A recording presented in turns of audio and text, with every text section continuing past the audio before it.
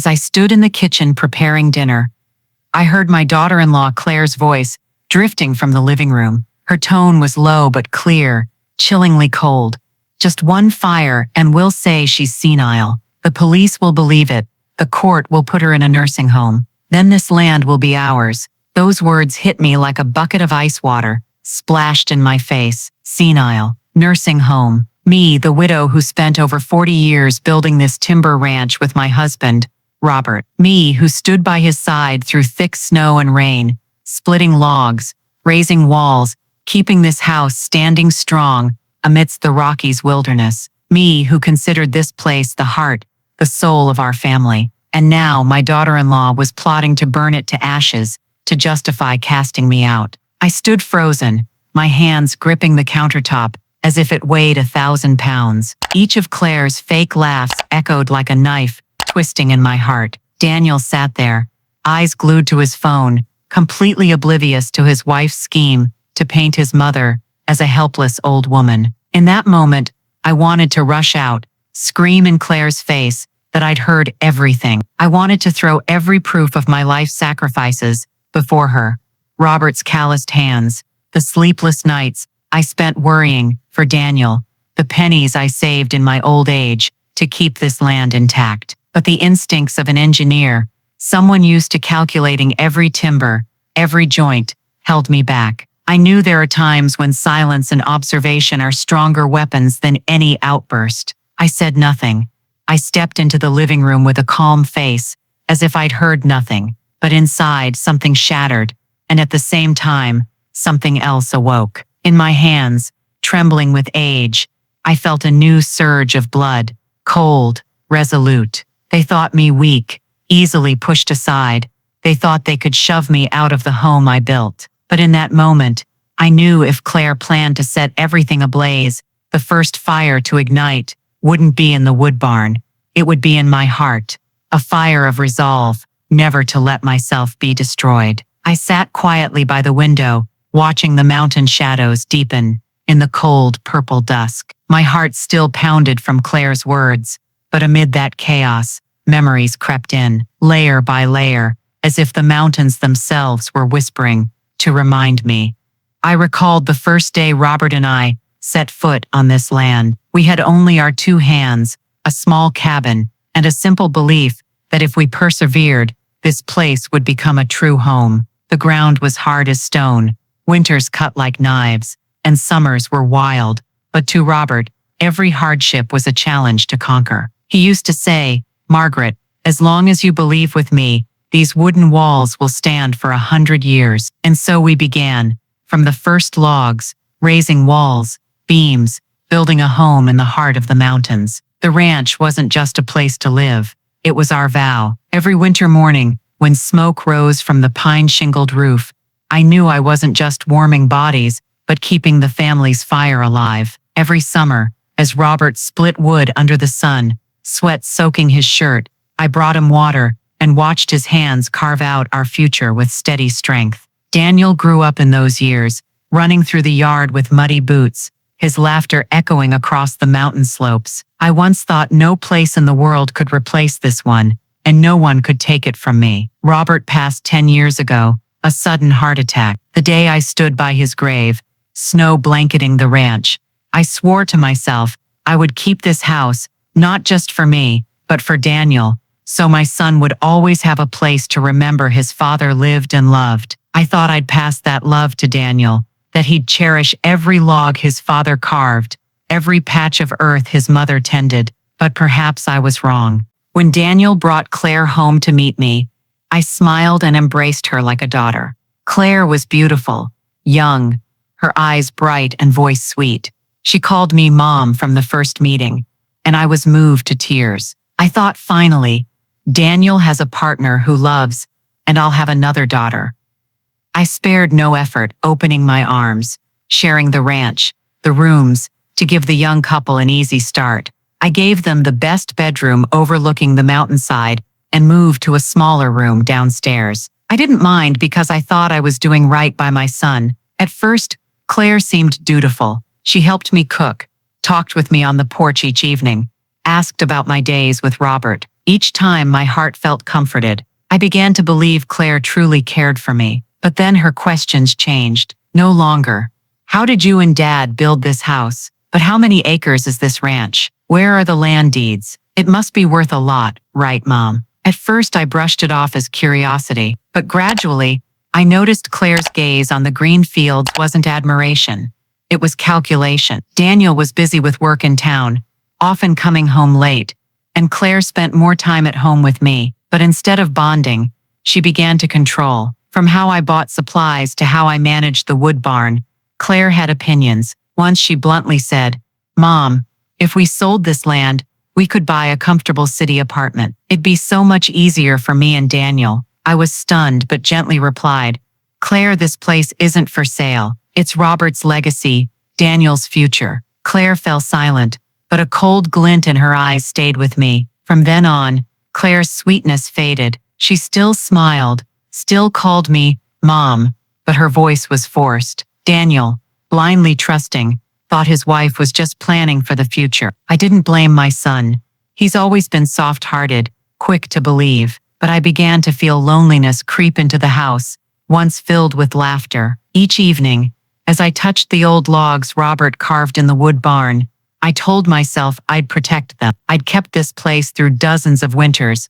Could I let it slip into the hands of a woman I once trusted? One afternoon, as I brought tea to the porch, I caught Claire standing in the field, phone pressed to her ear, voice low but clear. "Don't worry, this land will be ours sooner or later. The old lady's the last obstacle." I stepped out, and Claire immediately flashed a fake smile, switching her tone, pretending to chat with a friend. But I'd heard enough. I knew the war I never wanted had begun, and this ranch, this home, was my final battleground. I lightly touched the wooden door frame, breathing in the familiar pine scent, and whispered to myself, "Robert, I promise to keep this place, and I will. Whatever my daughter-in-law schemes, I won't let this house go." I learned to hide my suspicions behind slight smiles, but my heart was never at peace. After overhearing Claire's phone call in the field, I began watching her every move, every glance, and soon, I realized it wasn't my imagination. Claire wasn't just greedy,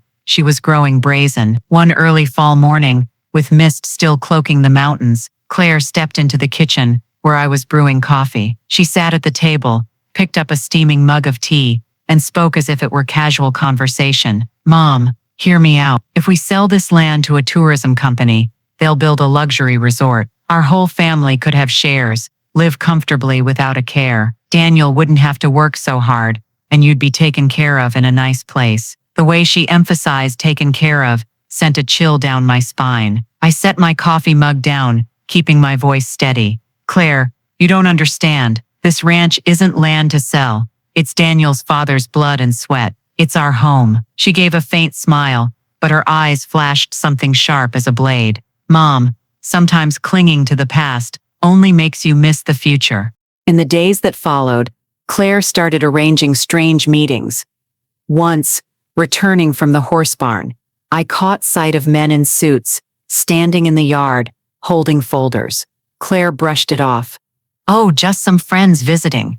But in the kitchen, I found a modern rendering on the table, glass buildings sprouting on my land. My hands trembled as I picked it up, my heart tightening. Claire snatched it away, laughing awkwardly.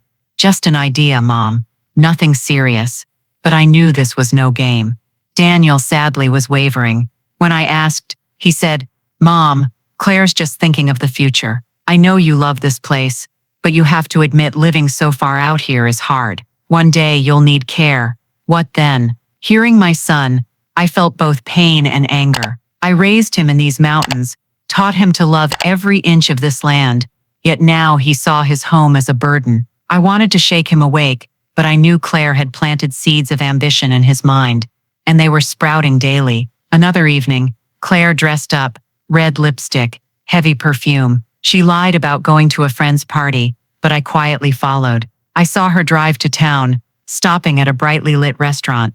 In the dim light, I watched her sit with a group of men, contracts stacked on the table. As she leaned forward, I glimpsed bold text, preliminary agreement, Rockies luxury resort project. My heart clenched. No doubt remained. Claire wasn't just dreaming, she was betraying this place. I returned home before she did, sitting in the dark, feeling suffocated. This ranch, this home, where I swore to Robert I'd preserve, was at risk of being erased by the greed of a woman I once embraced as a daughter. I didn't sleep, only heard the wind howl through the door cracks, recalling Robert's words before he died.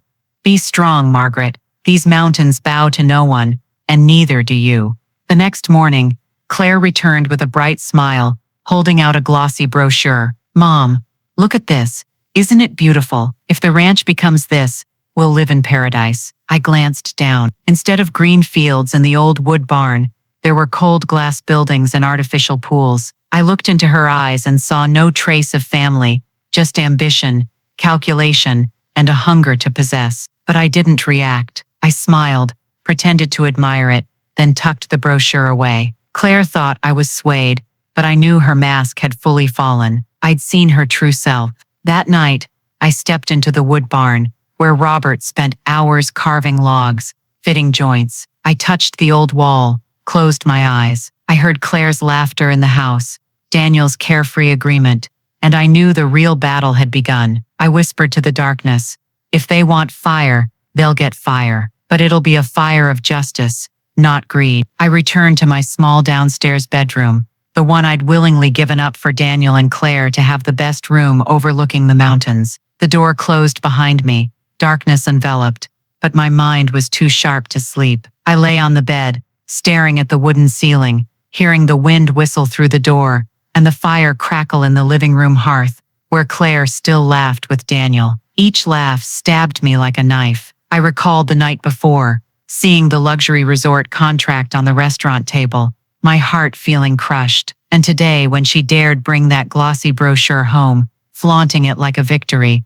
I understood. Claire no longer saw me as human. To her, I was an obstacle, a pawn to remove for money and status. But what hurt most was Daniel's face, the boy who once ran through the fields, picking wildflowers for me, whispering, Mom, you're the best person in the world. Now he sat by his wife, hearing her cruel words about this land, and only frowning in hesitation, not standing up for his mother. He no longer saw the woman who raised him with her whole life, only an old burden blocking the future. Claire promised. I turned to the wall, hot tears spilling. But these weren't tears of weakness anymore. They were tears of rage. At midnight, I sat up, walked to the wooden desk by the window. I opened the drawer, pulled out old papers, a pencil, and began sketching.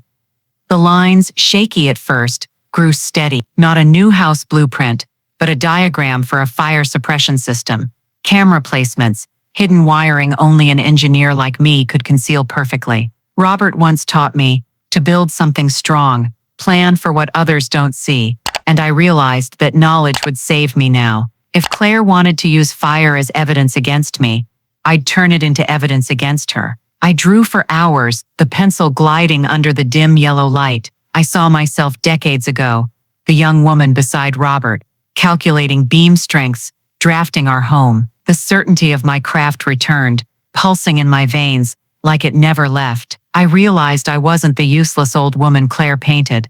I still had my mind, my hands, and above all, my will to protect this place. As dawn's first light slipped through the curtains, I set the pencil down. On the desk was a diagram dense with lines, meticulous notes. I sighed, eyes weary, but my heart oddly light. I'd found my weapon. I knew I couldn't rely on tears or pleas to save the ranch. I had to fight with my mind, my skills, and the resilience of a woman who'd weathered a lifetime of storms. Morning came, and I stepped into the kitchen. Claire was up, her robe loose, holding a steaming coffee mug. She looked at me, lips curling.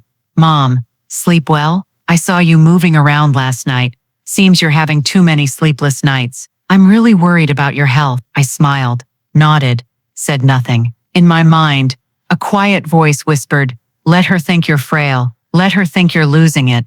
The more she believes that, the more careless she'll be. That afternoon, I went to the wood barn. The aged logs, weathered by time, filled me with pride. As I touched them, I began installing small devices, ones Claire would never notice. Under an old plank, I hid automatic smoke sensors. On high beams, I fitted sprinklers disguised as wood joints. Every screw, every wire, I tightened with hands once familiar with technical drawings. As I worked, Claire's words echoed in my head.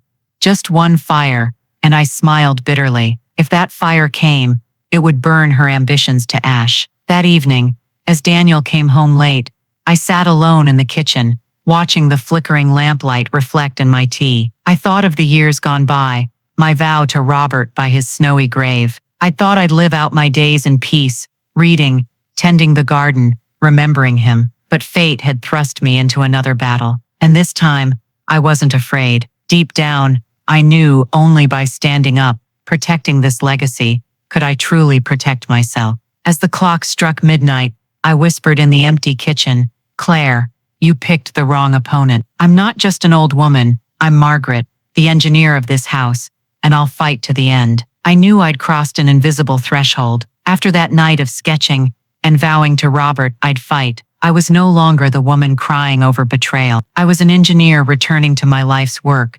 But this time, the project wasn't a new house, but a plan to protect the truth, myself, and our legacy. The next morning, while Claire and Daniel slept, I quietly entered the wood barn. I carried Robert's old tool bag, long left to gather dust in a corner. Touching it, I felt like I was holding his hand. I began measuring every corner, every beam. I knew this barn like the back of my hand, but now I saw it with new eyes, the eyes of someone turning it into a trap for an enemy. I noted spots for smoke sensors, places to connect underground water pipes for sprinklers, ledges to hide small cameras. As I worked, memories flooded back. I remembered Robert teaching Daniel to hammer nails, the rhythmic pounding like the heartbeat of this house. I remembered freezing winters, him wrapping me in a blanket, saying, "We built this place to shelter us. One day it'll shelter our son." His words echoed in every plank. I smiled, whispering, "Robert, look at me again. I won't let it be destroyed." I began installing small smoke sensors from the town hardware store, hidden behind dark beams, thin wires threaded through joints, tucked against timbers, invisible. Each time footsteps approached, I stopped, heart racing, ears straining. Claire often checked the barn for supplies, really just to snoop, but she only glanced cursorily, never noticing the small changes. Her arrogance was my shield. At night, I returned to my room, continuing calculations. I linked the hidden cameras to a small transmitter, disguised as an old radio. It sent footage straight to my bedroom computer. I set the system to upload data to a cloud drive if the fire alarm triggered. I knew Claire wouldn't stop at scheming. She'd act, and when she did, every piece of evidence would be undeniable. But I didn't stop there. I thought further. Claire didn't just want to frame me. She wanted to convince authorities, investors. I had to ensure the truth wasn't just recorded, but revealed at the right moment. So I set up a second system, a live feed to the big screen at the upcoming planning conference, where Claire would pitch to investors. If she dared light a fire, her image would appear on that screen like a public verdict. The thought made me feel, for the first time in years, in control. The days that followed, I lived two lives. In front of Claire and Daniel, I was the frail, forgetful mother, sometimes pretending to misplace keys or drop a glass. Claire looked at me with pity laced with contempt, while Daniel sighed, whispering to his wife that Mom's really getting old. I swallowed the pain, knowing each head shake, each sigh, only made Claire more careless. But when my bedroom door closed, I became Margaret again, the woman of blueprints, numbers, and cold precision. I tested each sensor, lighting a flame beneath, waiting for the signal, then noting the results. I stood alone in the barn at night, hearing the small beep sound, watching the hidden sprinklers douse the wood, and I smiled. I had built a fortress. Once, Daniel caught me in the barn with tools in hand. He frowned. "Mom, what are you doing? You shouldn't be working so hard. Let me call someone." I quickly laughed.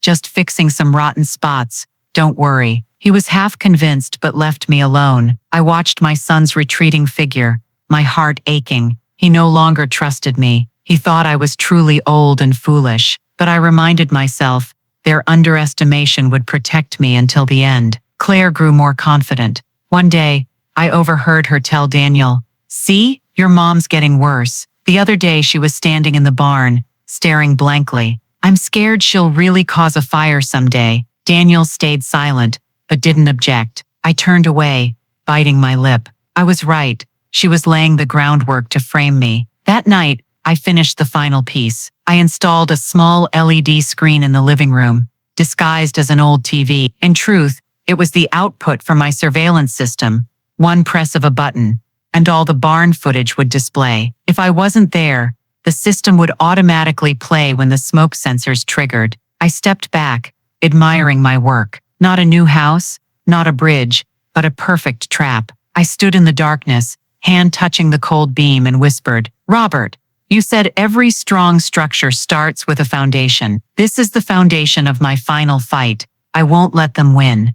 Never." I knew the day was coming. Claire wasn't patient for long. She believed I was just a senile old woman, easily removed. But when the fire she wanted flared up, it wouldn't destroy me. It would burn down her deceitful life, turning me from victim to judge. As I kept pretending to weaken, Claire grew bolder. She thought her plan was on track. And like all greedy people, smelling victory, Claire became impatient and reckless. I watched her every move, knowing the game was truly beginning. One morning, as I peeled apples in the kitchen, I heard Claire's shrill voice from the living room, laced with panic. "Daniel, come quick. I just found the gas stove left on. Thank God I smelled it." Daniel rushed in, seeing me standing confused. Claire shook her head with pity. "Mom, how could you forget to turn it off? That's dangerous." I swallowed hard, feigning embarrassment. "Really? I don't remember." Doubt flickered in Daniel's eyes, and my heart tightened.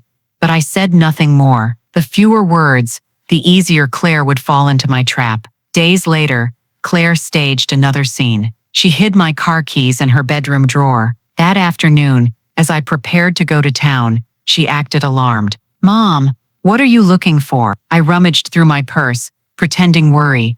"My keys. I don't know where I put them." Claire grabbed Daniel's hand, sighing. "See, she's getting more forgetful. I'm really worried." Daniel frowned, his gaze complex. I looked at my son, feeling cut by a knife. He didn't know his own wife was deceiving him. It didn't stop there. Claire started spreading rumors to neighbors. One afternoon, I brought apple pies to Doris, who lived nearby. She looked at me with concern and asked softly, "Margaret, are you okay? I heard you've been forgetting things. Almost caused a fire in the kitchen." I froze. Claire had clearly whispered to her. I forced a smile.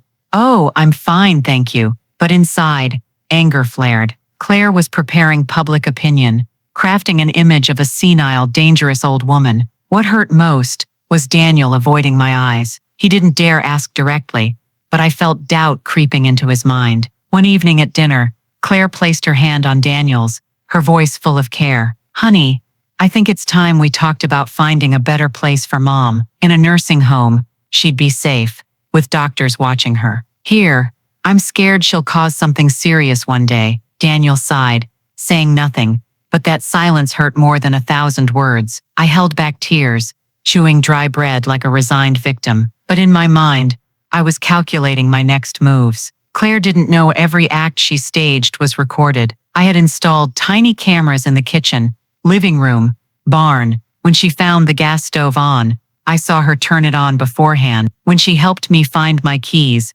I had footage of her hiding them. Every detail was documented, stored on my private drive. One night, I overheard Claire whispering on the phone in Daniel's study. "Everything's going well. She's weak." Daniel's starting to believe. "Just a little more. After the fire, no one will question it. She'll be seen as a danger to herself." I stood outside the door, heart pounding. I was right. Claire wasn't just talking. She'd set a date for her attack. From that day, I grew more cautious. I pretended to spill boiling water on my hand, forgot to turn off lights, all to boost Claire's confidence. But in my room, I checked the fire system, tested data transmission, ensuring one spark would reveal the truth. Claire took it further.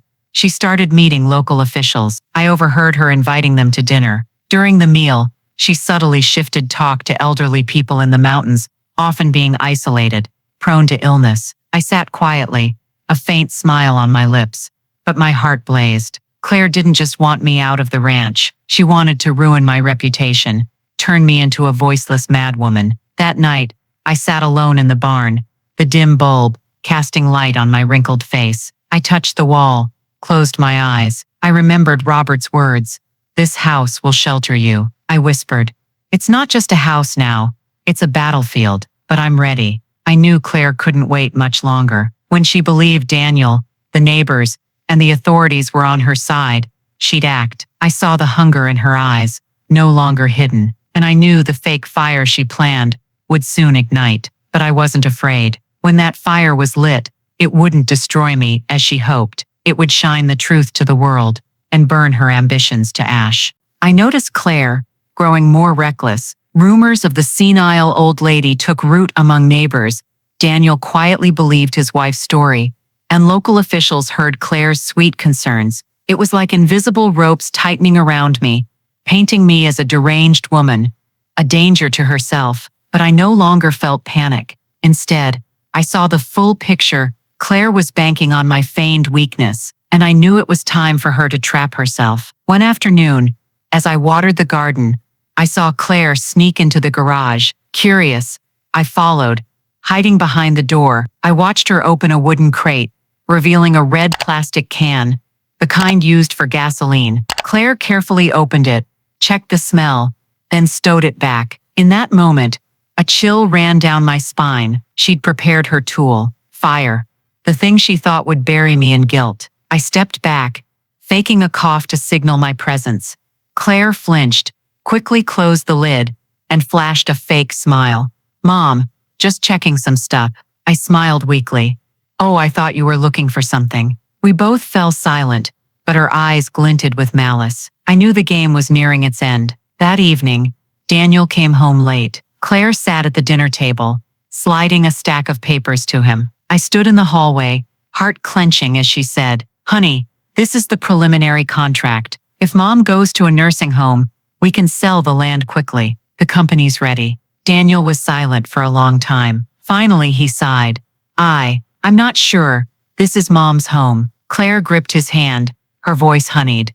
"But she's not herself anymore. You've seen it. She forgets. She's dangerous. If we don't act, something really bad will happen." I heard every word, my heart aching. My son was caught between love for me and his wife's cunning control. I knew without undeniable proof, Daniel would sink deeper into her web. The next days, I let Claire see me slipping more. I repeated stories, called Daniel by Robert's name, even once pretended to put salt in my tea. Claire watched with satisfied eyes, believing her bait was working. I swallowed the humiliation, knowing only when she thought me utterly helpless would she dare light the fire, and then my trap would be ready. Meanwhile, I checked the system nightly. I sat alone in the barn, the small light illuminating my lined face, listening to the smoke sensors beeps, the hum of underground water pumps. Everything worked perfectly. I also rechecked the feed to the LED screen at the planning conference. Data copies sat ready in my computer, waiting for the signal to expose everything before Claire's allies. Thinking of that moment, I felt not fear, but anticipation, like a general awaiting battle. Then one evening, I caught Claire on the porch, phone to her ear, whispering urgently, "This weekend. Yes, I've got everything ready. Don't worry, she'll look like a crazy woman who burned the house. I'll call 911 right away. When the police come, there'll be no debate." I stood in the dark, hearing every word. The mountain night's chill paled against the shiver in my heart. Claire had set the date. I returned to my room, sat at my desk, opened my journal, and wrote every detail: date, time, words. I knew the end was near. The next day, Claire was unusually kind. She brewed me tea, asked about my health, even bought a wool scarf, saying winter was coming. I looked at her, feigning gratitude, but saw through her deceit.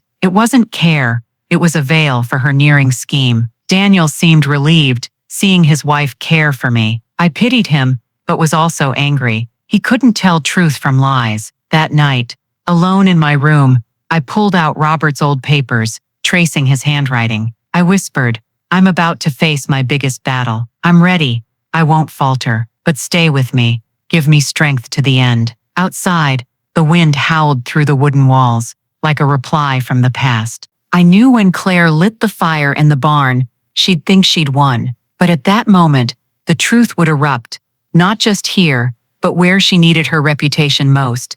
The planning conference. Then, all the rope she'd tied around me would snap, the chains would fall, and she'd be crushed by the trap she built. I closed my journal, turned off the light, and shut my eyes. For the first time in weeks, I slept peacefully. The net was tightening, and the prey was about to walk in. I had waited for this day. All the weeks of feigning weakness, swallowing tears to play the senile old woman, led to one moment when Claire would hand herself into the trap she thought was for me. That night, the Rockies' sky was heavy. No moon, no stars. The wind howled, piercing the windows, making the wooden house tremble. Daniel had been cleverly sent to town by Claire, under the pretense of a late client meeting. I knew it was her plan to leave just me and her in the house. As I heard Daniel's car pull away, I sat still in my room, heart beating like a war drum, eyes fixed on the small screen linked to the barn cameras. Near midnight, Claire appeared on the screen. She wore a dark coat, hair tied back, carrying a red plastic can. I saw determination in her every step. In her hand was a metal lighter, its silver glinting as she checked it. Claire stopped at the barn door, glancing around. I held my breath. Then she opened the door, stepped in, her shadow stretching across the old wooden floor. I switched to another camera angle. There, I saw her set the can down, open it, and pour the thick liquid around the wooden posts. The smell of gasoline seemed to hit me even from my room. My heart tightened. The barn, where Robert and I spent months building, holding countless memories, was being turned into a tool to shame me. I bit my lip to keep from crying, but something else surged, certainty that the truth would soon be revealed. Claire, breathing heavily, poured gasoline in an arc, then stood, scanning the barn with a venomous gaze. She muttered, "Just one spark, and the old lady will be locked in a nursing home, while I get the fortune." Then she flicked the lighter. A small blue flame flared in the dark, but I wasn't afraid. I knew I was prepared. The moment the flame touched the gasoline, my system roared to life. Smoke sensors wailed, hidden sprinklers sprayed water, dousing the fire in seconds. White smoke rose, but instead of the blaze Claire expected, there was only a drenched mess and her panicked face. I saw her stagger back, eyes wide in shock. No, impossible. But that was just the start. The camera evidence activated, streaming automatically, not only saved to my computer, it beamed to the LED screen at the planning conference. Claire was set to pitch via video. As she prepared to speak, the packed room of investors and officials lit up with footage of Claire pouring gasoline, lighting the fire, then her stunned face as the sprinklers kicked in. Later reports said the conference room fell deathly silent for seconds before chaos erupted. Some investors shouted, slamming folders down. Others whispered, faces pale. Officials were stunned, while reporters invited by Claire to witness her project's success raised phones to record. Back in my room, watching it all on my screen, I felt an odd calm. Every calculated step had come true. Claire had exposed herself to the world. In the barn, Claire was frantic, screaming, "No, this isn't my fault. That damn system was set up by the old lady to frame me." She threw the lighter down, stumbled out, yelling into her phone to 911. "My mother-in-law's lost it. She set the house on fire. I need the police." Her voice trembled, but her lies were already undone. I heard police sirens approaching. I stood, adjusted my sweater, and stepped onto the porch. As headlights flooded the driveway, I saw Claire stopped by officers, hands shaking. One officer stepped forward, voice stern, "We got a report of arson, and we just received video evidence showing you starting the fire." Claire went pale, screaming, "No, you have to believe me. She's crazy, she set me up." But her words only fueled their disgust. Daniel returned, face shocked as he saw his wife cuffed. He turned to me, eyes frantic, lips trembling. "Mom, what's happening?" I looked at my son, voice calm. "Son, the truth always finds a way out. Today, you saw who the real liar is." Claire kept thrashing, sobbing. But it was futile. Police cameras, reporters, dozens of phones at the conference. All had captured the evidence. The mask of kindness and care was ripped off in minutes. I returned to the porch, looking at the soaked barn, a strange feeling rising. Not joy or triumph, but a cold peace. I'd kept my promise to Robert. I'd protected this house and myself. But I knew this was only the beginning. Claire wouldn't give up easily. Her ambition, though exposed, would seek a way to fight back. But this time, she'd lost everything. Her reputation, the land, her husband's trust, and I, the senile old lady, had proven my mind and will were sharper than ever. The night of the arson closed, but in my heart, a new chapter had begun. I was no longer the trembling victim waiting to be cast aside. I had become the one who held the power to decide, and I knew, whatever came next, I was ready. I thought the moment Claire was handcuffed in front of the water-soaked barn would be the climax of the story, but I was wrong. The night of the arson was only the first spark. The real fire erupted elsewhere in the brightly lit conference room in town, where dozens of investors, officials, and reporters witnessed it all. As the police took Claire away, my phone buzzed relentlessly. The first message came from Mr. Summers, the owner of the hardware store where I bought my tools. Margaret, I just watched the live feed from the conference. They showed Claire setting the fire herself. The whole room's in chaos. I opened the next message from a familiar town reporter. Mrs. Richter, did you know that video's gone viral on social media? People are calling you the woman who defeated greed with her wits. I sat still, phone glowing in my hands, trembling, and laughing. I never wanted to be the center of attention, but the truth had found its way to spread. The next morning, as I stepped onto the porch, the sky was strikingly clear. A few news vans were already parked out front. Reporters rushed toward me, cameras and microphones aimed my way. Mrs. Richter, did you know the video of Claire's actions got over 1 million views overnight? How do you feel after being framed by your own daughter-in-law, only to turn the tables? I took a deep breath and answered calmly, I didn't do it for fame. I did it because I had to protect my home, my honor. Anyone in my position would have to stand up. I looked straight into the cameras, knowing my words would travel beyond the Rockies. And I have a message. No one has the right to strip away an old person's dignity just because they think we're weak. Those words made the front page of the town paper, then were quickly quoted by Colorado state newspapers. That afternoon, I turned on the TV and saw myself on the local news. The ticker read,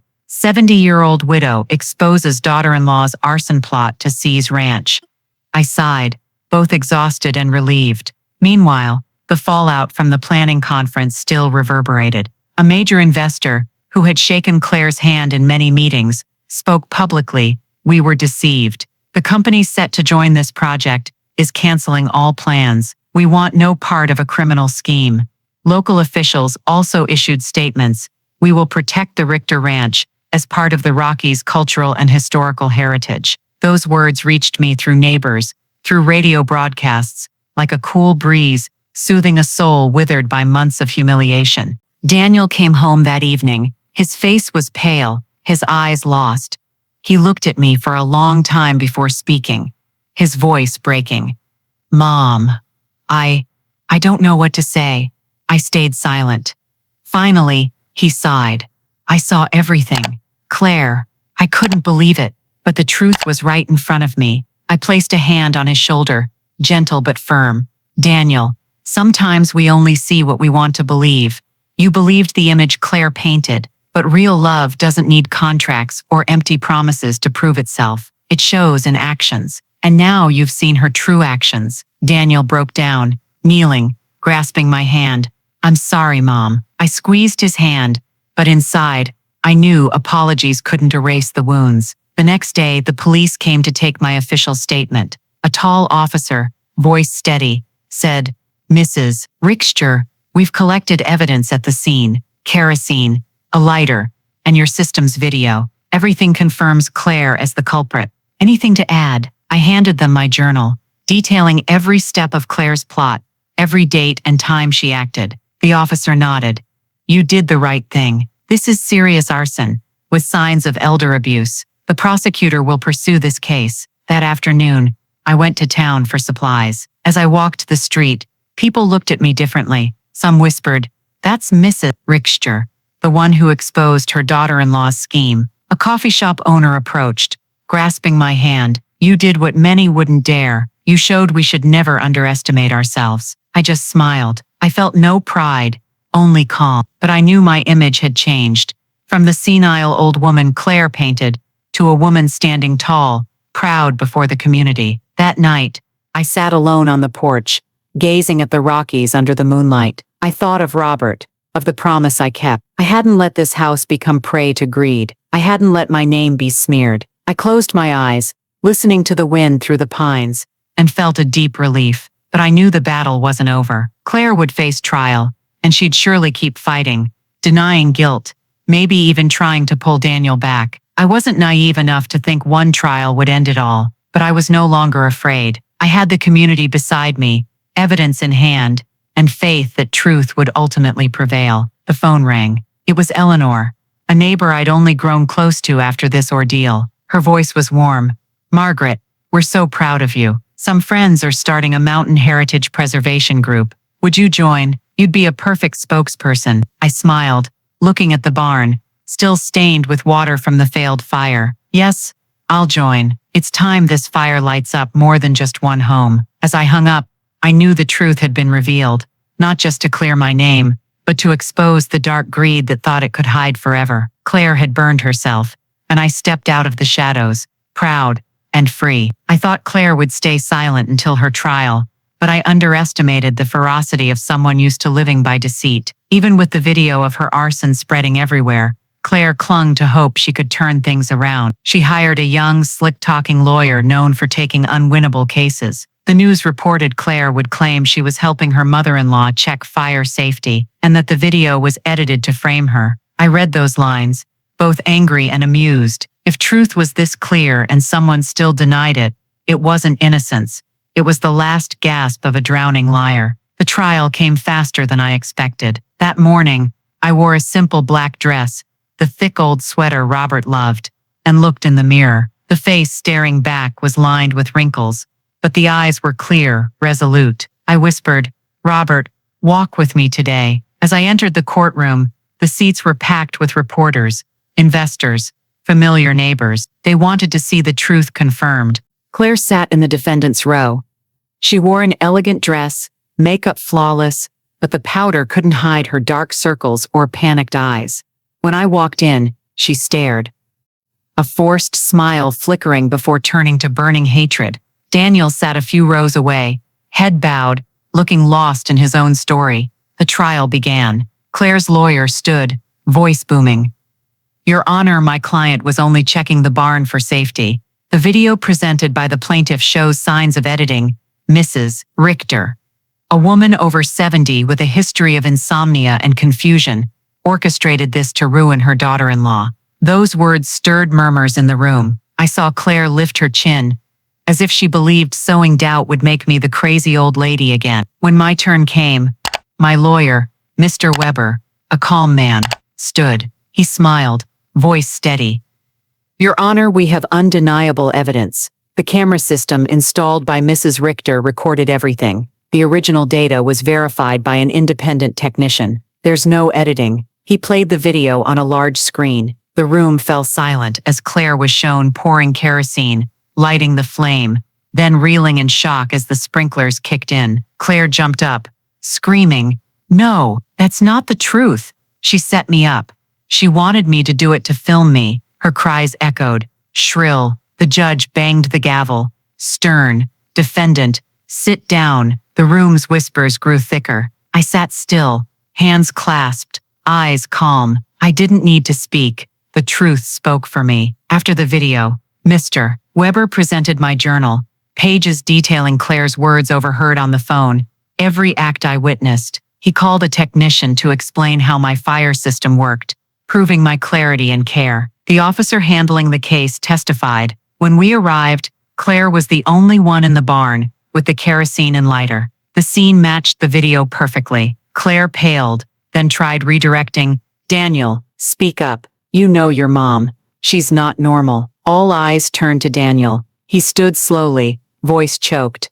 I was fooled. I wanted to believe my wife, but today, before everyone, I admit, my mom is completely lucid. The one who lost their mind wasn't her. The one who lost humanity was Claire. The room gasped. I looked at my son, tears welling, but not falling. For the first time in years, he stood by me. The judge banged the gavel one last time, voice clear. After reviewing all evidence and testimony, the court finds the defendant Claire guilty of arson, with intent to frame and seize property. Sentencing will proceed in the coming days. I exhaled, as if a weight lifted from my chest. As police led Claire out, she turned back, eyes blazing, screaming, "You'll pay, Margaret. I'll never forgive you." But her shouts were just the desperate cries of someone who'd lost everything. Reporters swarmed, camera flashes bursting. Claire, once confident in elegant dresses, was led away like a criminal. I stood, feeling my legs steadier than ever. The courtroom crowd clapped, not loudly, but sincerely. I wasn't a hero, just a woman who refused to be buried by lies. But that applause told me my story wasn't just mine. It was proof for countless others dismissed, underestimated, that we still have a voice, still have strength. That evening, back home, I sat on the porch watching the mountains. The barn stood, wood still stained with water, a scar of reminder. I knew the legal fight would continue, but the outcome was clear. Claire had fallen, and I, the one she meant to make a fool, stood as the proud survivor. As the courtroom doors closed and the crowd's murmurs faded, I walked out slowly, a mix of relief and bitterness rising within. Claire had been dragged off like a criminal, her reputation shattered before the public. But Daniel, my only son, remained in the seats, face like stone, motionless, silent. I stood at the door a while, looking at the son I loved with all my heart, my chest tightening. Finally, he stood, walking out with heavy shoulders. "Can I talk to you for a bit, Mom?" His voice trembled, almost pleading. I nodded. We walked to the parking lot. The afternoon sky burned deep red, wind from the Rockies blowing cold, tussling my hair, and for a moment, I saw Daniel as the boy from years ago, holding my hand nervously on a windy mountain path. In the car, he sat silent for a long time, hands gripping the steering wheel. I didn't press. Finally, he let out a heavy sigh. "Mom, I'm sorry." His voice was hoarse, as if pent up too long. I turned, looking at his haggard face, and said gently, "Daniel, I don't need apologies. I need you to understand." He nodded, eyes brimming. "I was blind, Mom. I wanted to believe Claire, that she was thinking of our family. But really, I took the easy way. I let her decide everything, while I shirked responsibility. I thought if I stayed quiet, it'd all work out. But that silence pushed you to the edge." His confession stung. I knew, but hearing it spoken still choked me. I placed a hand on his shoulder, squeezing lightly. "Daniel, everyone has weak moments. What matters is you see your mistake and stand up." He turned, eyes desperate and pleading. "Can you forgive me, Mom?" I paused. My mind flashed to nights I cried alone, to Claire's mocking, senile old lady, to Daniel avoiding my gaze, letting me endure scorn. Forgiveness wasn't easy, but he was my son, the son I raised with all my love, though he'd lost his way. I took a deep breath. "I forgive, but I won't forget. The wounds need time. If you're truly sorry, prove it with actions, not words." Daniel bowed his head, tears falling onto the steering wheel. "I will, I swear." We sat in silence a long time. Only the wind whistled through the window cracks, and my heart beat slowly, heavily, but steadily. The next day, Daniel came home with me. Stepping onto the porch, he hesitated, looking around, the place he'd lived with Claire, where he'd turned from me. He said softly, "Mom, I don't know how to start over." I replied, "Start by facing the truth. Claire didn't just betray me, she betrayed you. You have to learn to stand on your own." Daniel nodded, then suddenly handed me a stack of papers. "Mom, I found this in Claire's drawer, a draft contract to sell the land, with my forged signature. I never signed it. She planned to use it to make it look like I was in on it. If this hadn't been exposed, I might have been dragged down too." I took it, hands trembling. Claire's cold, fake words were like knife cuts. I looked at my son, saying softly, "Son." Thankfully, the truth spoke before it was too late. In the days that followed, Daniel stayed with me. He cleaned the barn, replaced rotted planks, wiped away water stains from the failed arson. I watched him swing a hammer, driving nails, my heart swelling with mixed emotions. It reminded me of Robert and the years we built everything from nothing. I wondered if Daniel had finally found his way back to his roots, or if this was just late atonement. One evening, as we sat on the porch watching the sunset, Daniel turned, voice low. "Mom, I want to make things right. I know it'll take years for you to trust me again, but I'll do everything. If you allow, I want to help protect this ranch, make it a place others can come and understand its true value." I stayed silent. Part of me wanted to hug my son like before. Part wanted to keep distance to protect myself. Finally, I said, "Daniel, if you truly want this, start by learning to live independently, not leaning on anyone. This ranch won't feed greed anymore. It'll be a place for memories, love, and truth." He nodded, eyes red. "I promise." That night, alone in my room, I wrote in my journal, "My son has awakened, but the road is long. I won't close my heart, but I won't let it be fooled again. Maybe this is true balance, loving but clear-eyed, forgiving but not forgetting." Outside, the Rockies stood tall in the darkness, witness to all that had passed. I whispered to myself, "Daniel's come back, but I've changed, and from now on, I'll never be anyone's prey again." News of the trial and Claire's arson video didn't stay in our small town. Within a week, major state papers ran stories with sensational headlines. 70-year-old woman defeats daughter-in-law's plot with her own wits. The local TV station aired a full report, replaying frames of Claire pouring kerosene and lighting the flame. I sat in my familiar kitchen, hearing the anchor's voice echo.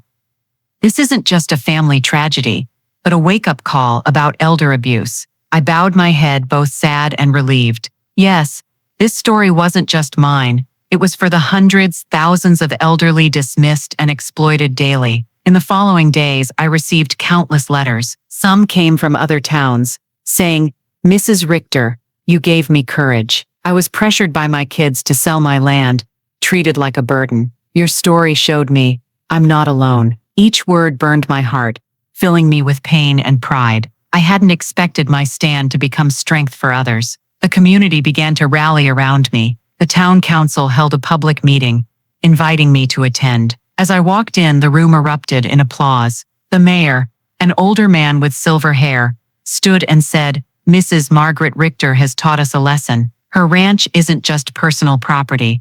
It's a living heritage of our mountains. We'll protect it, and her, as part of our community." I froze, never expecting to be heard and respected like this. After the meeting, I was asked to speak. I stood on the wooden podium, looking at familiar neighbor faces, ones who once heard Claire call me senile. Now they looked at me differently. I took a deep breath.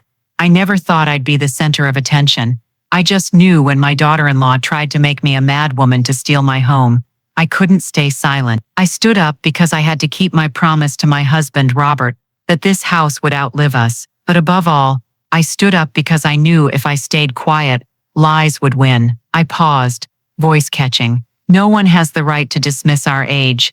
We grow old, but we're not useless. We still have minds, value, and the right to respect. The room roared with applause. I saw Doris, who once quietly asked if I was truly senile, stand, crying and clapping. Her eyes held a silent apology. I nodded slightly, forgiving. The next day, I was invited to a state seminar on heritage preservation and elder rights. For the first time, I stood on a big stage, lights shining down, hundreds of faces below. I told my story, from building the ranch with Robert, to overhearing Claire's arson plot, to nights alone sketching the fire system. I saw people wipe tears. When I finished, I said, "I don't see myself as a hero. I'm just a woman who refused to let her dignity be stolen. And if I can do it, so can any of you." Afterward, many approached, shaking hands, hugging me. An elderly woman over 70 whispered, "My daughter said I should go to a nursing home. Today,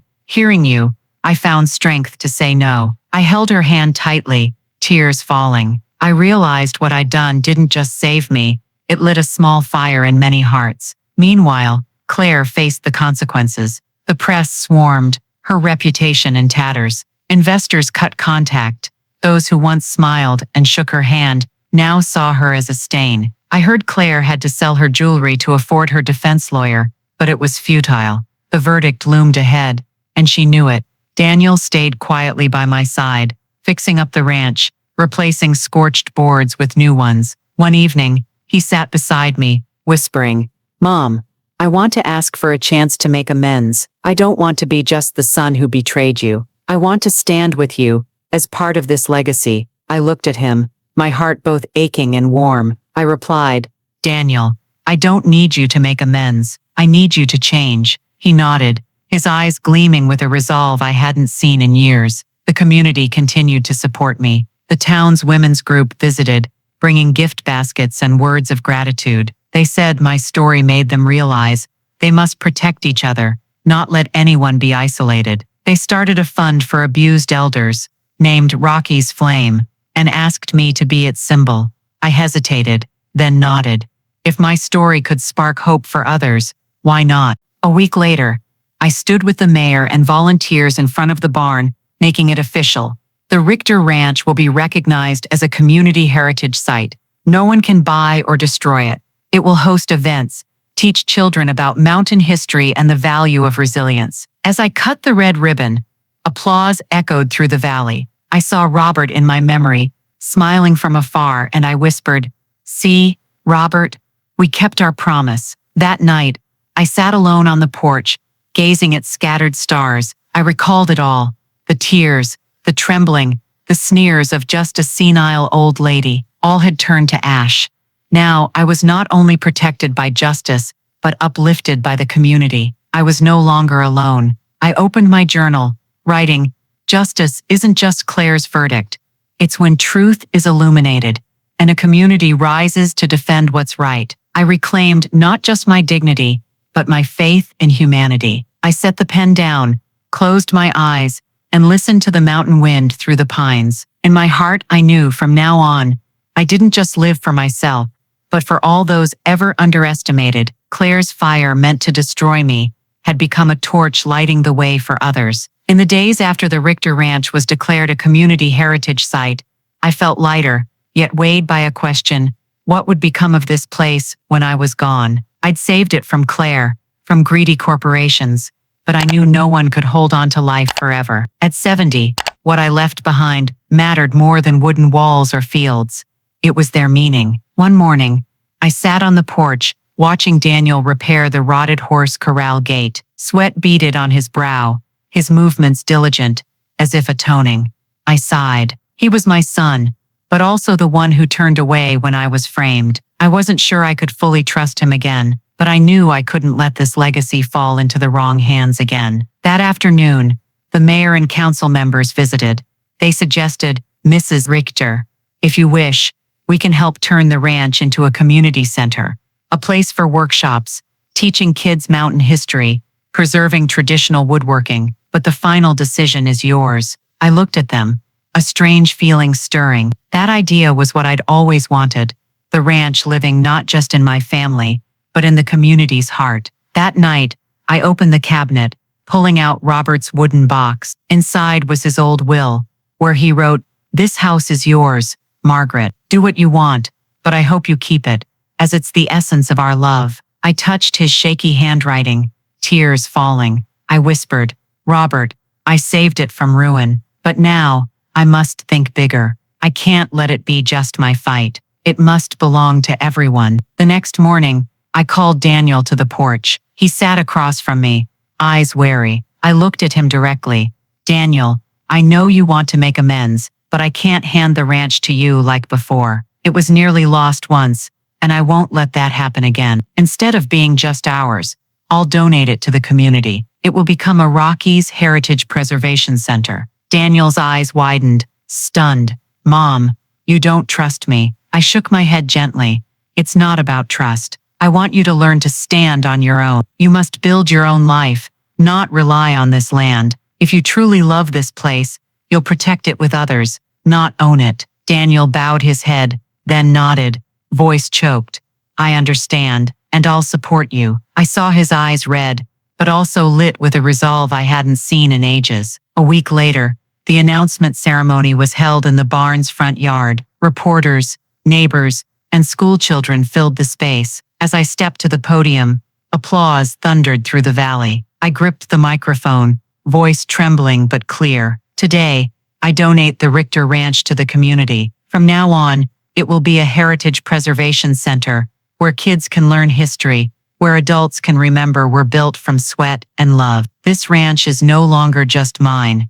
It belongs to us all." Applause erupted. I saw Doris wipe tears, the mayor nod with a smile, children cheering. In that moment, I felt continuity. The ranch would never vanish, as it had become part of something greater. As I stepped down, Daniel approached, hugging me tightly. He whispered, "Mom, I promise to protect this place with everyone, not for greed, but for Dad, for you, and for me." I squeezed his shoulder, and for the first time in years, I felt truly at peace. That night, I sat alone on the porch, gazing at the moonlit Rockies. I opened my journal, writing, "Today, I gave away my home, yet kept it forever." When a legacy is carried by a community, it never dies. This is the biggest decision of my life, and I have no regrets. I looked up, smiling. In the mountain wind, I imagined Robert whispering, "Margaret, you did right." After the ranch donation ceremony, I thought I'd feel loss, but what filled my heart was relief. For decades, I lived with the obsession to hold on to this place, like a burden I forced myself to bear. Now, with it belonging to the community, I felt a weight lift from my shoulders. I no longer fought alone. Dozens, hundreds, would protect this legacy together. In those first days, I woke with old habits, walking the yard, checking planks, doors, but each time, young volunteers were already there, cleaning, painting, rebuilding fences. A group of school children, led by their teacher, chattered as they asked about the barn's history, how Robert split logs for beams. I sat on the steps, telling them calmly, watching their eyes sparkle with curiosity. In that moment, I knew Robert's, and my memories would live on, not through me, but through generations, who never knew us, but would know this place. Daniel stayed,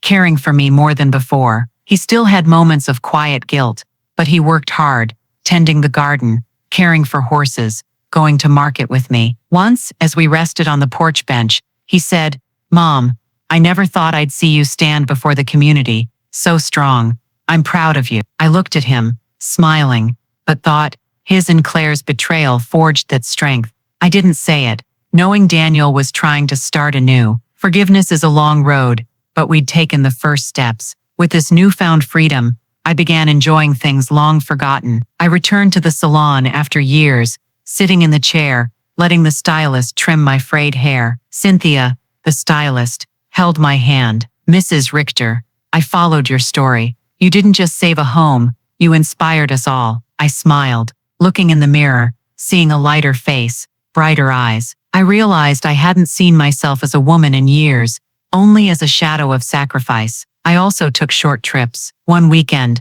I drove to a high pass, where Robert once took me for picnics when we were young. I brought the old wool scarf, sat on the grass with strong mountain winds, looking down at the valley. I whispered, "Robert, I'm finally free to enjoy the little things, no longer bound by fear or burden." In town, people invited me to elder rights conferences. I once called senile, now stood on stages, sharing freedom has no age. We must dare to say no when dismissed, protect ourselves, and most importantly, remember we still have value. The applause moved me to tears. I was no longer the Margaret trembling before her daughter-in-law's scorn. I was Margaret, redefining herself. At night, back in the old wooden house, I often wrote in my journal. I wrote about people I met, children's smiles running around the barn, thank you letters from afar. I wrote to remember that life, even at 70, could begin again. Once, Eleanor, my new close friend, visited bringing a basket of apples. We sat, sipping hot tea. She said, "Margaret, I've never seen anyone turn pain into strength like you. You rose from the ashes." Claire left. I laughed. Ashes, yes, but from them grew a new fire. And this time, it doesn't destroy, it lights the way for me and the community. I looked up at the towering Rockies under the moonlight, feeling a peace I'd never known. I'd walked through darkness, faced betrayal, fought despicable plots. Now, I stepped into a new life, not as a victim, but as a free woman. I closed my journal, writing the final line. Today, I'm not just a guardian of the past, I'm a builder of my future. And I'm happy. A month after the ranch donation ceremony, my life entered a new chapter. I no longer woke fearing Claire's traps or hiding tears. I woke to savor Rockies' sunrises, to breathe fresh air I'd forgotten during years trapped by fear. One morning, I donned my sweater and stepped onto the porch. Before me was a familiar yet transformed scene. The sun gilding the hills, birds chirping on the restored barn roof. Town kids ran in the yard, laughing as they learned woodworking from a volunteer. Their laughter lightened my heart. This ranch, once a battlefield, was now a shared home. Daniel stepped out, carrying 2 steaming coffee mugs. He handed me one, smiling cautiously. "Mom, I'm thinking of signing up for a construction tech class at the community college. I want to learn from scratch, like you did." I looked at my son, his eyes no longer lost, but seeking a path. I nodded. "Do it, Daniel. Build something of your own. Don't just live off my past." He gave a small smile, and for the first time in years, I felt real hope in him. News of Claire's case closed. Reports said she was sentenced for arson and elder abuse. Hearing the final verdict, I felt no glee, only peace. Justice had done its part, and I didn't need to dwell further. She'd burned herself with her own fire. That night, Eleanor visited, bringing pie. We sat in the living room, the fireplace crackling. She raised her tea, saying, "Margaret, you realize you're a symbol now. People talk about you not just for Claire, but for proving a 70-year-old woman can save herself." I smiled, shaking my head. "I don't need to be a symbol. I just want an honest life. But if my story helps someone stand up, that's the greatest reward." After Eleanor left, I sat alone on the porch, gazing at the night sky. The Rockies stood tall, stars scattered above. I thought of Robert. For years, I kept this house for my promise to him. But now I understood the most important promise wasn't to the departed, but to myself, that I'd never let myself be diminished or become a shadow of others' greed. I recalled the moment I first heard Claire say she'd put me in a nursing home. I'd trembled, hurt, thinking my life was over. But now, I sat here, head high, heart full of faith. I'd faced betrayal, humiliation, isolation, and I still stood. No, I didn't just stand. I was reborn. I closed my eyes, letting the mountain wind weave through my hair, and thought, freedom is never too costly. True love can't be bought, and the person I must love and protect first is myself. Opening my eyes, I saw a new dawn, breaking, red-orange light, flooding the valley. I knew one chapter had closed, and a new one began, not of fear, but of freedom. I smiled and stepped into the morning as a woman who finally learned to live for herself. Thank you for joining me on this journey from darkness to the light of freedom, where a 70-year-old woman reclaimed her dignity. Subscribe to the channel to continue with me in more dramatic and human stories in the next video.